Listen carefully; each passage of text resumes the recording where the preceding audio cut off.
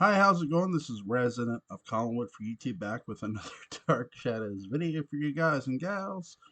And I'm here to do episode 9, narrated by Alexander Molkios, uh, written by Art Wallace, directed by Leela Swift. You know, I said Leela Swift is a staple director for Dark Shadows, and she damn sure is.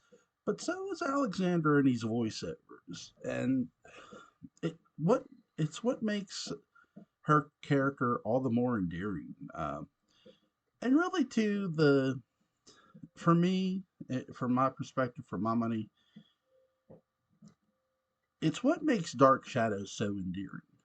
That you get a bit of a tease for the episode that you're about to watch. It ties into the episode. Um, great job all around. So, then you get the voiceover.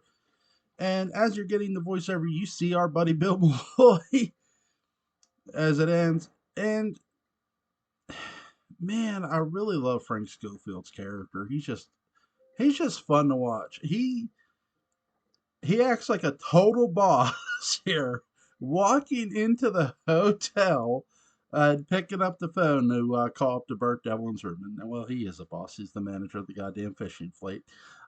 Um, and you know, picks up the phone, calls up to Burke's room, and tells Burke, "I want to speak to you, Devlin." And Devlin just hangs up on him, like, "No, I don't really want to talk to you."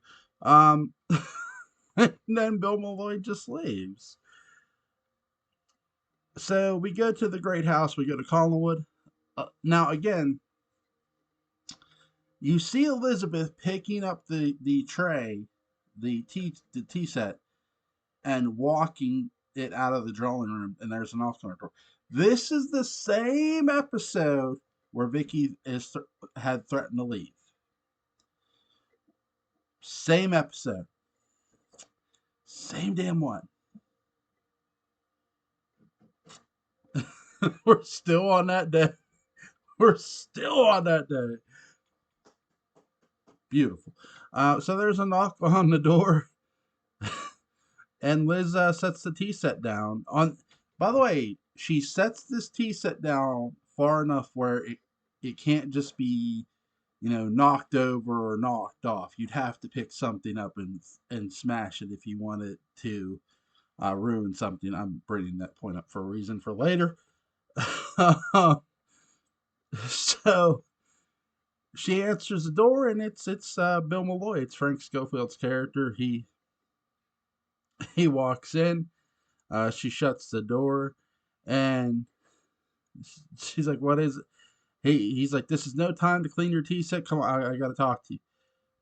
Now they go into the drawing room, and I want you, when you go back and watch this episode, like I've been doing, going back and rewatching these, notice that the drawing room doors do not get shut here. Like, not initially. They don't they don't get closed. Um they will later. They'll be closed later, but they don't get closed at this moment. So, and again, this is a pretty Liz knows what the conversation is really about. She sort of is great at reading people, and the reason I say this is because Bill Malloy has brought papers for Elizabeth to sign. The price of sardines has gone up. God damn it! Of inflation. Um,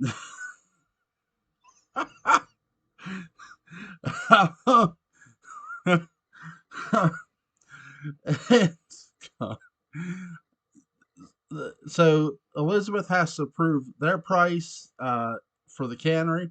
And Liz is like, Bill, I could have signed these anytime. And she goes, "This is about Burke Devlin."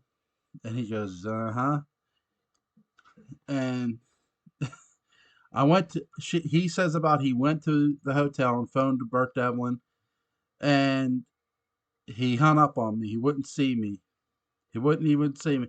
And I love Carolyn's entrance here as she goes, "He just probably doesn't expect the agent with Nancy Bird just says it with such flair. It's funny. So I really enjoy the chemistry of these characters here.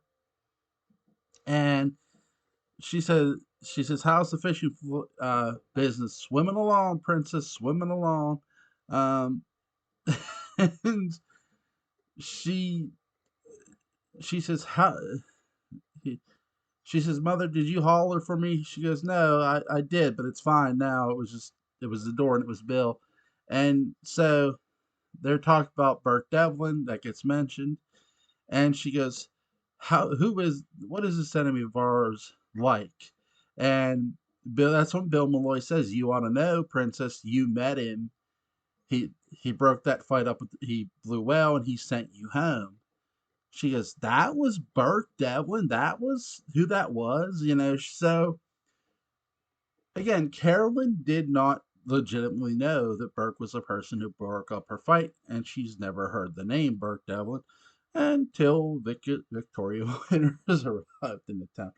Goddamn Vicky causing all sorts of trouble. No, I'm kidding. Uh, Burke is causing the trouble a bit. Loves to shake the tree, or shake the vine, whatever you want to say. So you have a really interesting moment here where Carolyn says that all this talk about Burke Devlin and no one told me how good looking he was. I love Frank Schofield's characters. Bill Malloy's are actually out. Now the doors go shut, folks. Now the doors are going to be shut. Um, you also get a conversation between Carolyn and then Victoria. Um, Carolyn knocks on the door. Um, Victoria Winters' door, and she lets in. She goes, "Still locked." Carolyn's like, "Still locking the door," and she goes, "Uh huh." She goes, "I don't blame you." And now we've heard mention of the widows. This is where we hear a little bit more about them. Again, notice in each episode of Dark Shadows, we're getting the mention of Ghost. This is why I say Dark Shadows was always meant to be a gothic soap opera that included Ghost. um, because they keep mentioning the goddamn Ghost. Whether it was Josette, whether it's, chains rattle on the wall, they're still referencing Ghost. In each episode, you get a tiny bit of mention, a tiny bit of mention. Well, here you're getting a pretty decent mention because Carolyn says that, you know, three people jumped from that hill. Three widows jumped from that hill. The the woman who Josette, the woman who was married to the nut that built this house. She's referred to Jeremiah Collins as a nut.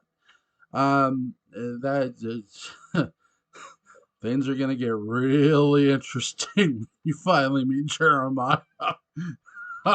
So I'm gonna say, if you know, you know.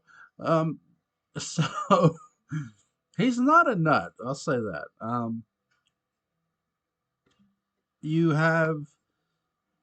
have the mention of the other they're not by name, that the other widows who jumped, you get a bit more information. Hey, they were all governesses that jumped.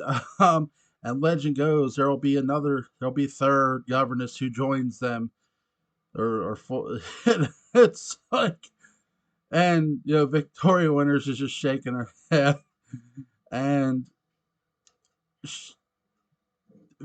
Carolyn asked Vicky, she goes, "I thought you'd be going home by now." She goes, "No, your mom didn't send me home or fire me." She goes, "You mean she didn't fire you after you questioned about the Foundling home?" She goes, "Or called about the Foundling home?" "Nope." She goes, "Well, mother must be losing it." she Carolyn is Carolyn reveals something about herself here. And again, we get a little more character depth with her. She says to Vicky, yeah, she can smile and put on a brave face with Bill Malloy and Jack Brown, but underneath she's scared. And I do get that sense of her that she puts on a, how do I put this, a strong front. Um, but it's not exactly, true. She's putting on a brave face, but she's very much afraid. And she says that. So keep that in mind too for later. Now, as um, Carolyn asked about Burke Devlin, and they and then we cut back to Liz and uh, Bill Malloy, and she Bill's like, "You're not afraid of Burke Devlin?" And she goes, "No." And he all he also goes, "You believe he went to jail, that he did what he went to jail for?" "Yes, I do. I believe he was guilty." Again, you got to keep in mind, in Liz, I'm gonna play a little spoiler here, and I hate to do this, but I feel this is needed. Elizabeth knows nothing about Sam Evans. And I do think you get that sense when Roger and Sam have their discussion that no one else knows about their relationship outside of the two of them. But I do feel the need to reiterate that here because Liz honestly believes that the jury convicted Burke without, they believed Roger's testimony. That's what Liz says too. Roger's testimony. She knows nothing about Sam's testimony. Sam's testimony was given to a judge only, which is weird for a trial by jury. Really weird. Usually you get to face your accuser, and it's really interesting too. Um, so what I'm saying is, Burke did not get to face Sam in court, and he didn't get to face his accuser. Um, again, I don't know how that worked out. They never really revealed that fact in DS. I wish they would have. I guess I'm sort of wondering if, again, this is just, I'm not trying to get off topic. I'm wondering if Sam's wife being sick had something to do with only testifying to the judge too. That he couldn't do it by jury because of his wife being constantly sick. Which I'll get into when we get into that episode. But I've told you guys my theory of what I think Sam's wife had. I think she had cancer. But, and again, they don't reveal what exactly she had. That's just my guess. So you have a very interesting conversation between Bill Malloy and Liz. Liz just says, "No, I'm not scared of Burke Devlin." And he goes, "I admire you, Liz." I, she goes, "Why? I'm not afraid of Burke Devlin." "Because you stand on the deck of a ship when the gale winds blow. Because you damn the devil. You stand tall and damn the devil." And as this conversation's going on, you hear a knock at the door, and the phone rings too. Uh, so as Liz going out, the phone rings, and she answers the door. There's nobody there. She opens the drawing room doors, answers the door, goes to the door, answers it. There's nobody there. She closes the door. She walks back. She looks down. She notices that the teacup is broken. He's like, "Who was it?" She's like, "Nobody." He's like, "What? But we heard somebody." Then he's like, "Okay," and he hands up the phone. He goes, "What do you mean no one? We heard somebody." He goes, "It was the famous ghost of Collinwood, a 9-year-old boy named a 9-year-old boy, and I, not Burke Devlin, and I'm delighted." And she goes, she does say that she was. You find out a bit about Liz. She puts her cards on the table a bit here with Bill, and it lets you. Did Bill and Vicky have a different kind of relationship other than boss and employer? This is your hint of yes. And what I mean by that is she confides in Bill Malloy that yes, she was scared that it was Burke. Now, she would never admit that to Roger. She wouldn't admit it to Vicky. Hell, she wouldn't admit that to her own daughter. But she admits it to Bill Malloy, who's her employee. These two had more of a relationship than we'll ever know, than I honestly think we'll ever know about. That's just my opinion on that subject, but I could be wrong. So again, she tells Bill that, and so we go back up to Vicky's room, and she goes, "Hey, if you want, I'll." She says, "Bill's Bill's gonna go to town. He wants to tell you goodbye." She goes, "Okay, hold on," and she tells Vicky she'll mail her a letter for her. She'll get a stamp at the uh, oh god, the hotel. Vicky has a stamp puts on. Also, Vicky tells Carolyn that when you'd be talking to Burke Devlin, that he'd be telling you about being from here and stuff, but all the time he'd be asking questions about your mom, questions about Roger. And this is Carolyn. Oh, did he ask any questions about me? No. Oh, it's like it's, right here you can tell Carolyn is very much infatuated with Burke Devlin, if you haven't guessed already. So she goes to leave, and Vicky's like, wait. Vicky does have a stamp. She puts it on the letter. She goes, here, that way you don't have to stop at the at the at the hotel.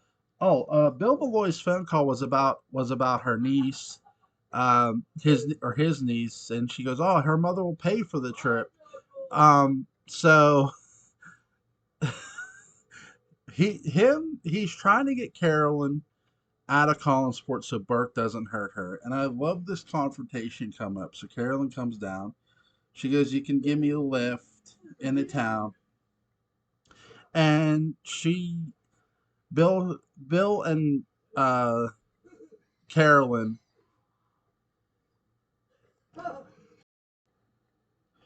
So Carolyn comes in, and you have a moment of where there Bill is telling about his niece is going on this trip. She doesn't want to go alone.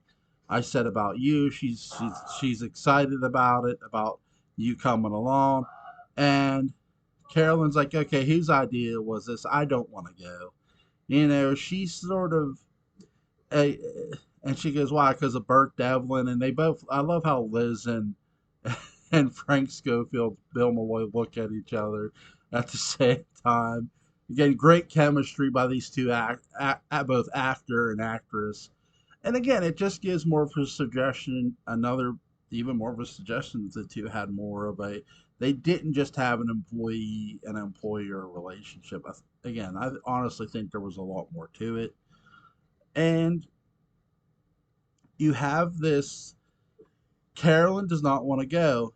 And Bill's had enough of it. He goes, "No, Liz, don't tell me something's not wrong. Okay, it was my idea, but you got to realize Burke Devlin is a dangerous man, and I don't want you to get caught up in this." And Carolyn goes, "You don't have to worry about me." And she moves Bill aside. She goes, "Mom, I grew up in this house. I'm tougher. I'm tough for that reason. I know how to deal with goblins." And gives her mother a kiss on the cheek and then leaves. And Bill Malloy shrugs his shoulders like, what the hell do I do? What the hell do we do? And even Liz is sort of lost with that one. But I love how, again, Leela Swift, when she shoots somebody's, when she knows how to move this camera and get these perfect shots of the actress's face. They get a perfect shot of Liz looking off, but the camera is looking at her, and she says, "Goblins," and then turns, and then the final sequence is Carolyn going into the hotel, picking up the phone and calling up to Burke Devlin's room to see him. Beautiful, beautiful. My favorite scene in this episode. I love I love the camera work. The camera work in Vicky's room where they show Carolyn at the window and she's talking about Josette. And I definitely love the camera work at near the end when they're shooting Elizabeth, they're shooting Joan Bennett's character, and the way Lila Swift directs these episodes and shoots these episodes is absolutely phenomenal. Again, doesn't get enough credit for her work, and damn sure should. I want to give some shout outs before I go. Penny Dreadful wished me luck. Thank you, Penny, for wishing me luck. I'm going to need it. So, shout out to Penny Dreadful. Link to her channel, Tarot Collinwood, will be in the description box. Shout out to Between the Shadows. Ladies, you got to get back to doing some Dark Shadows and kicking some ass. Link to Between the Shadows, a Dark Shadows podcast, is going to be in the description box. Link to Lagose Theater is going to be in the description box. Shout out to Bobby Lagose as well. I'm trying to think of who else. I think that's it. I think that's my 3 shout outs for tonight. But really, really interesting that you have a bit of character reveal a bit in this episode. You have some characters laying some cards on a table. Carolyn has sort of laid her cards on a table with Vicky. And you had Elizabeth laying her cards on a table a bit to Bill Malloy. I think if Bill Malloy had lived, I think he would have been the one first hearing about the secret of Victoria Winters, not Vicky. And Bill would have sort of been her conscience of, you got to tell her. I think that's what would have happened eventually. Really, really interesting. Just amazing character reveals here in this episode. And episode 10 is going to be really, really interesting. You guys have a good night, and I'll see you later.